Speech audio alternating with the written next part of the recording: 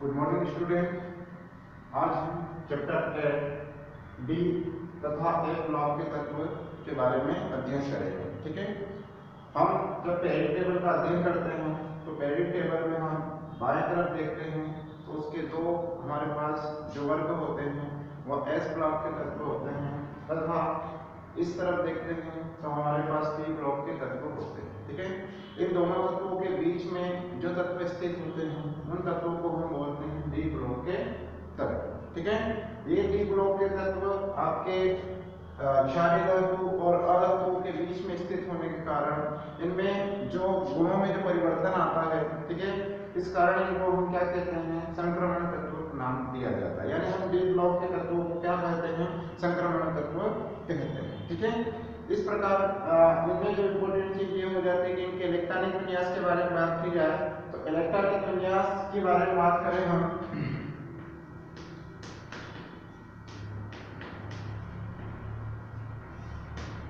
Electronic विन्यास के बारे में बात करें तो इलेक्ट्रॉनिक विन्यास भी एक इम्पोर्टेंट क्वेश्चन बनता है जब डी ब्लॉक के तत्व हम पढ़ते हैं। तो इनमें जैसे सबसे पहली बात की जाए जैसे इसमें डिफरेंट टाइप्स की श्रेणियां होती हैं। जैसे फर्स्ट श्रेणी को हम फर्स्ट डी श्रेणी कहते हैं, जिसमें आपका स्कैंडियम से लेकर है ना 3D संक्रमण श्रेणी, ये जो प्रथम संक्रमण श्रेणी कहलाती है। ठीक है, इसमें जो है स्कैंडियम से लेकर आपका जिंक तक के जो तत्व होते हैं, ठीक है, स्कैंडियम यानी फर्स्ट 3D श्रेणी या फिर संक्रमण श्रेणी कह सकते हैं, फर्स्ट संक्रमण श्रेणी।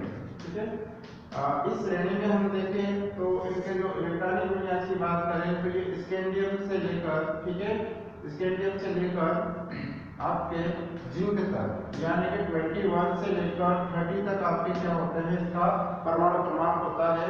तो ये जो प्रथम संक्रमण श्रेणी कहलाती है आपकी, है ना, ये प्रथम 3D श्रेणी या इसको संक्रमण श्रेणी के नाम से जाना जाता है। ठीक है, प्रथम संक्रमण श्रेणी के नाम से, ठीक है, या फिर प्रथम संक्रमण श्रेणी के नाम से जाना जाता है। अब इनके इलेक्ट्रॉनिक विन्यास की बात करें तो इलेक्ट्रॉनिक विन्यास में जब स्कैंडियम का इलेक्ट्रॉनिक विन्यास देखा जाता है तो 1s2 2s2 2p6 3s2 3p6 3d 4s2।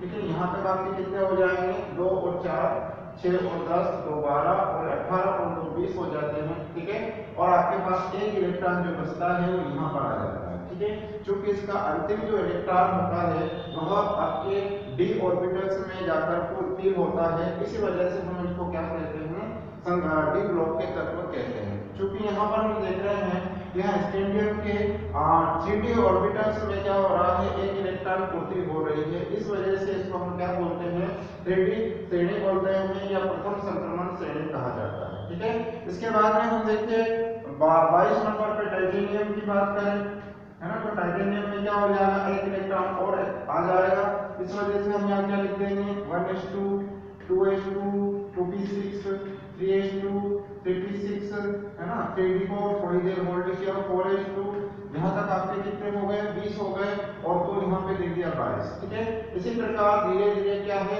Next जो आपके अगले जो तत्व आते रहेंगे उन तत्वों में क्या होता जाएगा, डी में एक इलेक्ट्रॉन पूर्ति होती जाएगी। ठीक है, परंतु कुछ तत्वों में क्या होता है, यहाँ पर विक्षेपण होता है, अपवाद स्वरूप होता है। जैसे कि अगला हम देखें तो 23 नंबर पे वेनेडियम है ना, वेनेडियम, चलो ये भी आपका क्या है, जो रूल्स है उस रूल्स के अकॉर्डिंग इसमें इलेक्ट्रॉन की पूर्ति हो रही है ना, ये यहाँ तक 20 हो गए और 3 23 हो गए। ठीक है, परंतु अब 24 की बात करें, है ना, वेनेडियम 23 है। अब क्रोमियम की बात करें, क्रोमियम आपका कितना है, 24 पर है। ठीक है, 1s2 2s2 2p6 3s2 3p6, है ना, 3d 4s2, यानी यहाँ तक आपके कितने हो जाते हैं, 20 हो जाते हैं। ठीक है, और 20 के बाद जो 4 इलेक्ट्रॉन बचे हुए हैं आपके, आपको यहाँ देना चाहिए। ठीक है, ये इसका इलेक्ट्रॉनिक विन्यास बनता है, परंतु तो ये हम पहले ही जान चुके हैं कि ये जो होता है आपका सही इलेक्ट्रॉनिक विन्यास नहीं होता है। इसमें क्या होता है, जो डी की कैपेसिटी है, मैक्सिमम कैपेसिटी आपकी कितनी है, 10 इलेक्ट्रॉन्स होते हैं और इसकी हाफ जो कैपेसिटी होती है 5 इलेक्ट्रॉन होती है। यानी कि जो फुल कैपेसिटी है D10 और हाफ कैपेसिटी है D5, इन दोनों स्थिति में क्या होता है, आपका d ऑर्बिटल स्थायी होता है, स्टेबल होता है। इसी वजह से क्या होता है कि यहाँ पर D4 4s2 ना होकर इसका जो इलेक्ट्रॉनिक कॉन्फ़िगरेशन क्या हो जाता है, D5 4s1 हो जाता है। मतलब कि यहाँ पर ये एक अपवाद आ जाता है।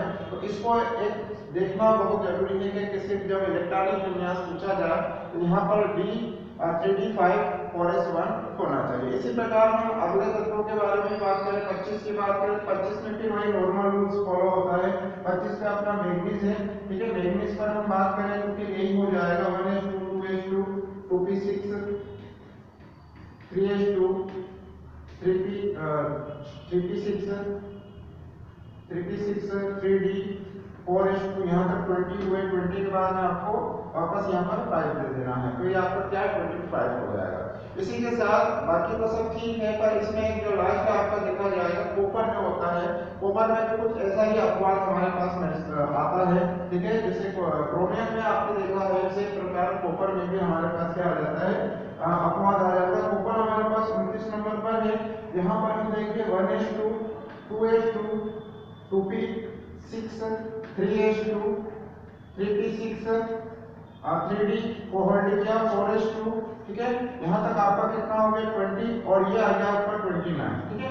बट हम अभी बात कर चुके हैं कि डी की जो मैक्सिमम कैपेसिटी होती है 10 इलेक्ट्रॉन्स को रखने की होती है और हाफ जो होता है इसका 5 होता है। तो हाफ वाले के केसेस में हमने देखा क्रोमियम के लिए, बट कॉपर के लिए क्या मैक्सिमम कैपेसिटी क्या होती है 10 इलेक्ट्रॉन। तो ये इलेक्ट्रॉनिक विन्यास सही ना होकर यहाँ से ये इलेक्ट्रॉन इधर जब आ जाता है और D10 हो जाता है और ये 4s1 हो जाता है। यानी एक्चुअल इसका जो इलेक्ट्रॉनिक कॉन्फ़िगरेशन होता है आपका 3d10 4s1 होता है, ठीक है। तो इस प्रकार इनमें क्या होता है, वैसे ही इलेक्ट्रॉनिक कॉन्फ़िगरेशन में कुछ अपवाद आते रहते हैं, इसी वजह से इनका इलेक्ट्रॉनिक कॉन्फ़िगरेशन क्या हो जाता है, कुछ महत्वपूर्ण हो जाता है, ठीक है। अब इसमें ये तो आपकी हुई 3D श्रेणी। इसके बाद में जो अगली श्रेणी है आपकी वह है 4D श्रेणी, जिसमें आपका जो अंतिम इलेक्ट्रॉन है, जैसे यहाँ पर क्या हुआ है 3D में अंतिम इलेक्ट्रॉन क्या हो जा रहा है 3D में आपने को 4s2 के है कांस्टेंट रख रखा है। इसके बाद जो आखिरी इलेक्ट्रॉन है D श्रेणी में जाता है, इसी कारण हमको 3D श्रेणी कहते हैं या प्रथम संक्रमण श्रेणी के नाम से जानते हैं, ठीक है। इसके बाद जो नेक्स्ट श्रेणी आएगी आपकी उस श्रेणी को हम क्या बोलेंगे 4D श्रेणी या तृतीय संक्रमण श्रेणी के नाम से उसको हम जानते हैं। और ये आपकी कहां से स्टार्ट होती है, यूट्रियम से, है ना। अब इसकी क्या हो जाएगी आपका द्वितीय संक्रमण श्रेणी है, ठीक है। इसको हम 4D कहते हैं, द्वितीय संक्रमण श्रेणी, ठीक है 4D। यानी कि हम उसके जो लास्ट इलेक्ट्रॉन्स हैं वो 4D ऑर्बिटल्स में जाते हैं, इसी वजह से इसको हम क्या कहते हैं आपका 4D श्रेणी के नाम से जाना जाता है। जैसे कि इसके इलेक्ट्रॉनिक कॉन्फ़िगरेशन की बात की जाए तो इसके लास्ट में 4D आ जाएगा, ठीक है।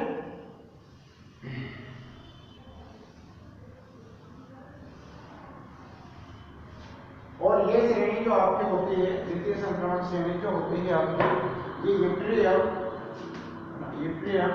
आपके 39 से, है ना, यूट्रियम 39 से आपका कहां तक जाती है, ये कैडमियम 48 तक आपके पास क्या चली जाती है, ये आपकी संक्रमण श्रेणी चली जाती है। इसलिए इसको हम क्या कहते हैं द्वितीय संक्रमण श्रेणी कहते हैं। इनके इलेक्ट्रॉनिक कॉन्फ़िगरेशंस को पूरा लिखने के बजाय मैं आपको इसके कुछ शॉर्ट फॉर्म बता देता हूं।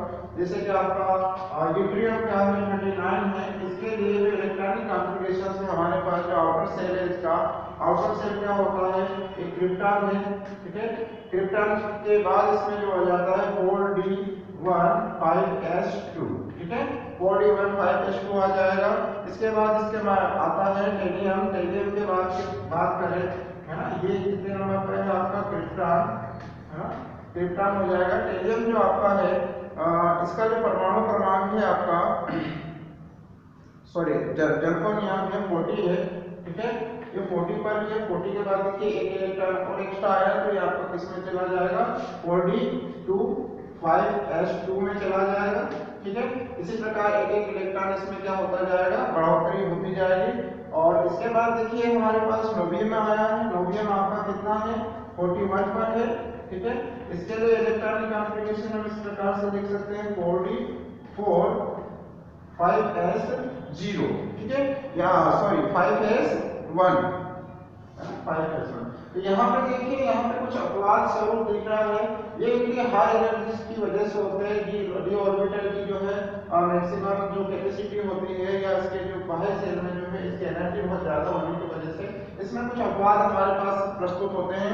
इसीलिए जो श्रेणियां होती है डी ब्लॉक के जो तत्व होते हैं, एफ ब्लॉक के जो तत्व होते हैं, उनमें क्या होता है, इस प्रकार का जो है संक्रमण देखा जाता है। इसी वजह से इनको क्या कहा जाता है, संक्रमण कहा जाता है, संक्रमण श्रेणी कहा जाता है। और इरेगुलर इनके क्या होते हैं, इलेक्ट्रॉनिक कॉन्फ़िगरेशंस होते हैं, ठीक है।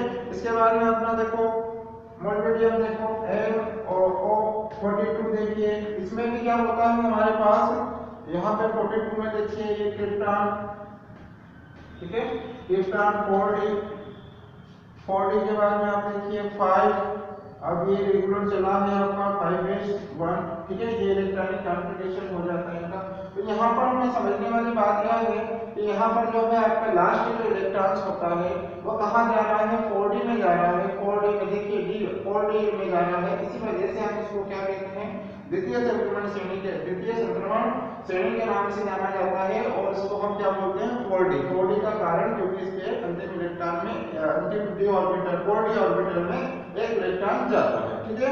तो यह आपकी क्या हो जाएगी, 4d श्रेणी हो जाएगी। इसी प्रकार हम देखते हैं तो हमारे पास जो अगली श्रेणी है 5d होगी, है ना, जो कि तृतीय आपकी संक्रमण श्रेणी कहलाती है। और तृतीय संक्रमण श्रेणी में हम बात करें तो तृतीय संक्रमण श्रेणी की बात करें तो ये जो तृतीय संक्रमण श्रेणी है 5d और तृतीय संक्रमण श्रेणी, और इसमें हम देखते हैं तो ये जो आपकी तृतीय संक्रमण श्रेणी है ये 5d कहलाती है। और ये लेंथेनम से होकर, लेंथेनम L और 57 से लेकर आपका कहाँ जाती है, ये आपके मर्क्यूरी तक जाती है आपके, ना, कहाँ से, मर्क्यूरी तक से मर्क्यूरी 80 Hg 80 तक जाती है। ये आपकी क्या कहलाती है, तृतीय संक्रमण श्रेणी कहलाती है। अब आपको जैसे अनुभव हो ही गया होगा कि 3d थी तो 3d ऑर्बिटल में इलेक्ट्रॉन की पूर्ति हो रही थी, 4d इलेक्ट्रॉन में पूर्ति हो रही थी। तो अब ये 5d है, यानी कि लास्ट में आपका क्या हो जाएगा, 5d ऑर्बिटल्स में एक इलेक्ट्रॉन की पूर्ति होगी। इसके लिए कुछ देखें हम, इसके कुछ इलेक्ट्रॉनिक कॉन्फ़िगरेशन देखें। जैसे लेंथेनम 57 की बात करें तो इसका जो इलेक्ट्रॉनिक कॉन्फ़िगरेशन है हमारे पास क्या हो जाएगा, G0, है ना, G0। और आपका इसके लास्ट में देखिए तो 5d1 और आपका 6s2, ठीक है। ये देखिए लास्ट में आपका क्या जा रहा है, 5d ऑर्बिटल्स में क्या हो रहा है, आपका एक इलेक्ट्रॉन की पुष्टि हुई, इसीलिए इसको 5d श्रेणी के नाम से जाना जाता है। अगला देखिए, इसके बाद हाफनियम आता है HF, ठीक है। इसका जो इलेक्ट्रॉनिक इसका जो होता है 72 होता है, ठीक है, कितना होता है 72। और इसका जो इलेक्ट्रॉनिक कॉन्फ़िगरेशन से हम यहाँ देखें, ये जीनोन है, सॉरी जीनोन 4f, ठीक है, 4f14 और आपका यहाँ पर 5d2 और 6s2, ठीक है। ये इसका इलेक्ट्रॉनिक कॉन्फ़िगरेशन होता है, क्योंकि आखिरी इलेक्ट्रॉन आपका किसमें है, डी में पूर्ति हो रही है, इसी वजह से हम इसको क्या कहते हैं, डी ऑर्बिटल के नाम से जाने जाते हैं, ठीक है। अब हम यहाँ पर देखिए, ये आप कह सकते हैं कि ये 5d श्रेणी के हैं। और इसी प्रकार इनके सारे जो अन्य तत्व हैं वो सारे तत्व भी क्या होते हैं, आपके परमाणु जो है डी ऑर्बिटल में उनके इलेक्ट्रॉनों की पूर्ति होती है, इसीलिए इनको हम क्या बोलते हैं, डी ब्लॉक के तत्व कहते हैं। इसमें हम देखें तो कुछ तत्व हमारे पास हैं जिनको पूछे जाने लायक है, जिनमें क्या होता है कि इलेक्ट्रॉनिक कॉन्फ़िगरेशंस में आपका अपवाद रहता है। जैसे कि हम कुछ देख चुके हैं, जैसे क्रोमियम को देख चुके हैं, क्रोमियम की तो बात कर चुके हैं, क्रोमियम में जो कि उसका अपेक्षित इलेक्ट्रॉनिक विन्यास 3d4 और 3d4 3s2 होता 4s2 होने के बजाय 3d5 4s1 होता है। इसी प्रकार कॉपर की बात कर ली। अब मोलिब्डेनम की बात करें तो मोलिब्डेनम जो होता है 42 पे होता है। मोलिब्डेनम के बारे में भी हमने बात करी है। तो मोलिब्डेनम का जो इलेक्ट्रॉनिक कॉन्फ़िगरेशन होता है हमारे पास, हम क्या अपेक्षा करते हैं कि ये क्रोमियम है, क्रिप्टॉन है, सॉरी ठीक है, क्रिप्टॉन आपका क्या हो जाएगा, क्रिप्टॉन 44 और 5s2 है ना। ये हमारे हम जब इलेक्ट्रॉनिक विन्यास लिखते हैं हमारे जो नियम से ये होता है, पर वास्तविक रूप से इसका ये नहीं होगा। आपका क्या होता है, इसका वास्तविक जो होता है क्रिप्टॉन 45 है ना, 45 और 5s1 हो जाता है। ठीक है, तो एक्चुअल में जो ये यहाँ ऊपर ये हो जाता है, पहले बता चुका हूं आपका जो मैक्सिमम और मैक्सिमम और हाफ में जो इसकी फील्ड होती है, जैसे कि इसकी डी की गेन होती है और हाफ जो ऑर्बिटल पूर्ति होती है वो आपकी क्या होती है, 5 होती है। इसी वजह से एक इलेक्ट्रॉन जंप करके यहाँ आ जाता है, 5 हो जाता है। इसी प्रकार अगला जो हमारा देखिए एजी है ना, सिल्वर की बात करें 47 की बात करें हम, तो 47 में भी क्या होता है, हम अपेक्षित क्या करते हैं, क्रिप्टॉन है ना। ये 47 यहाँ पर हम देखते हैं इसका क्या होना चाहिए, 5d9 और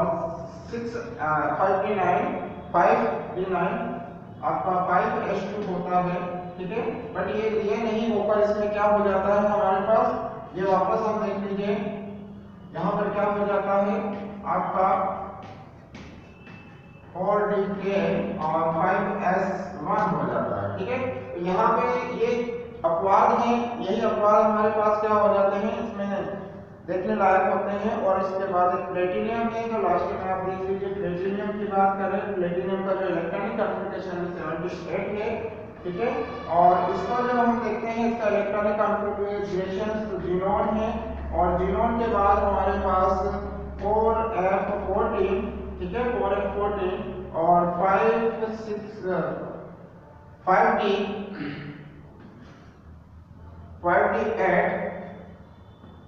6s2, ये आपका अपेक्षित है। बट एक्चुअली में क्या होता है, यहाँ से एक इलेक्ट्रॉन जंप करके यहाँ आ जाता है और आपका क्या बन जाता है, इसका एक्चुअल जो इलेक्ट्रॉनिक कॉन्फ़िगरेशन है 4f14 5d9 और 6s1 हो जाता है। तो ये आपके लिए एक ऑब्जेक्टिव टाइप क्वेश्चन भी बनता है, और आपका कोई बड़ा क्वेश्चन भी बन सकते हैं इसमें कि इसका इलेक्ट्रॉनिक विन्यास ये नहीं होकर ये क्यों होता है, तो आपको उसका रीजन देना आना चाहिए। हाफ फील्ड और वुड फील्ड की वजह से क्या होता है, यह आपने इसमें बताते हैं। ठीक है, इसके बाद इसकी कुछ जनरल प्रॉपर्टीज हैं जो कि हम नेक्स्ट पीरियड में करेंगे बात।